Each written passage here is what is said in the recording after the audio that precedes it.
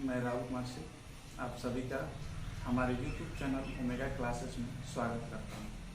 तो आज हम लोग इलेक्ट्रिकल वायरिंग की दूसरे वीडियोस में हैं।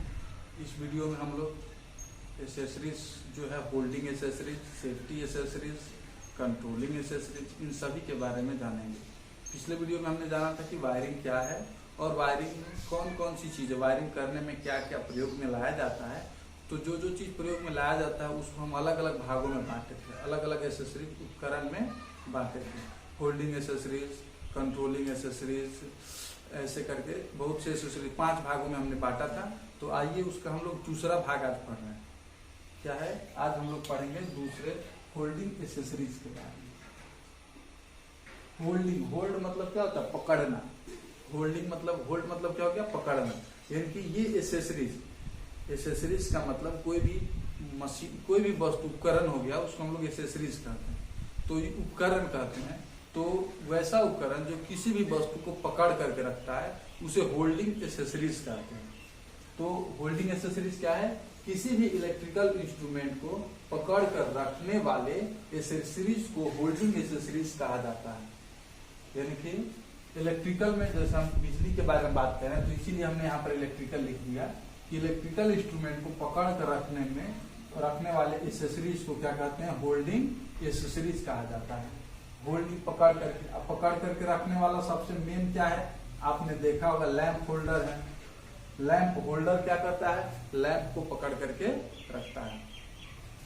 तो ये हमारा होल्डिंग एसेसरीज है। आपसे अगर एग्जाम में पूछ दे कि किसी होल्डिंग एसेसरीज का नाम बताइए तो क्या लिखेंगे? Lamp holder. अब लैंप होल्डर जो होते हैं वो अलग अलग प्रकार के होते हैं, अलग अलग नाम के होते हैं। तो उस होल्डर के नाम के बारे में जानते हैं। क्या है? बेनॉट कैप होल्डर। क्या है? बेनॉट कैप लैंप होल्डर। एक बार और, बेनॉट कैप लैंप होल्डर। दूसरा क्या है? Screw type. दूसरा क्या है? Screw type holder. इस टाइप का है, स्क्रू टाइप का है। तीसरा है एडिशन स्क्रू टाइप। एडिशन इसमें नाम जुड़ गया है। चौथा है गोलिथ एडिशन स्क्रू टाइप होल्डर। पांचवा है बैटन लैंप होल्डर। बैटन मतलब कि जो पट्टी लगाई जाती है, फट्टी, जो बैटन लगा करके वायरिंग की जाती है, तो उस बैटन के ऊपर होल्डर जो लगाया जाता है उसे हम लोग बैटन लैंप होल्डर करते हैं। उसके बाद क्या है? Angle holder. एंगल यानी कि ये मुड़ा होता है, कोई 90 डिग्री के ऊपर होता है और कोई जो होता है वो 45 या 60 डिग्री पर रोटेट होता है, घुमा हुआ होता है। उसके बाद लास्ट है क्या? Bracket holder.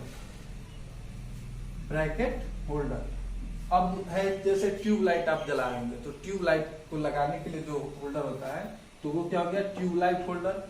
या उसको हम लोग क्या कहते हैं? फ्लोरोसेंट लैंप भी कहते हैं ट्यूबलाइट को।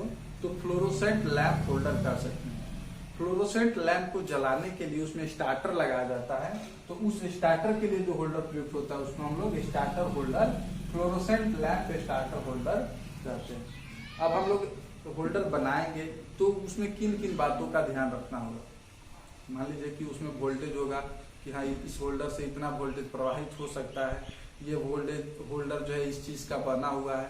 तो उसके जो स्पेसिफिकेशन होते हैं, गुण होते हैं, वो जो है उसके डब्बे पे या उस पर लिखा होना चाहिए। कोई भी इंस्ट्रूमेंट है, कोई भी होगा एसेसरीज, तो उसके ऊपर वो लिखा होना चाहिए।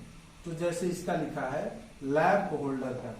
लैंप होल्डर बनाते समय उसके प्रयोग की जाने वाली सामग्री के प्रकार, यानी कि उसको बनाने में जो सामान हमने प्रयोग किया है, उसमें जो सामान प्रयोग किया है उस सामग्री के प्रकार के बारे में, कि जो भी चीज यूज किया है उस कैसा है। दूसरा पकड़ के प्रकार के बारे में, वो किस प्रकार से पकड़ता है। उसके बाद है आरोहण के प्रकार। आरोहण का मतलब कि हम उसे लगाएंगे कहाँ और कैसे लगाएंगे। कार्यधारा, यानी कि उससे कितना, अधिकतम कितना करंट हम प्रवाहित कर सकते हैं, एंड वोल्टेज, और कितना वोल्टेज, कितना करंट और वोल्टेज प्रवाहित कर सकते हैं। इन सभी चीजों का उल्लेख करना पड़ता है।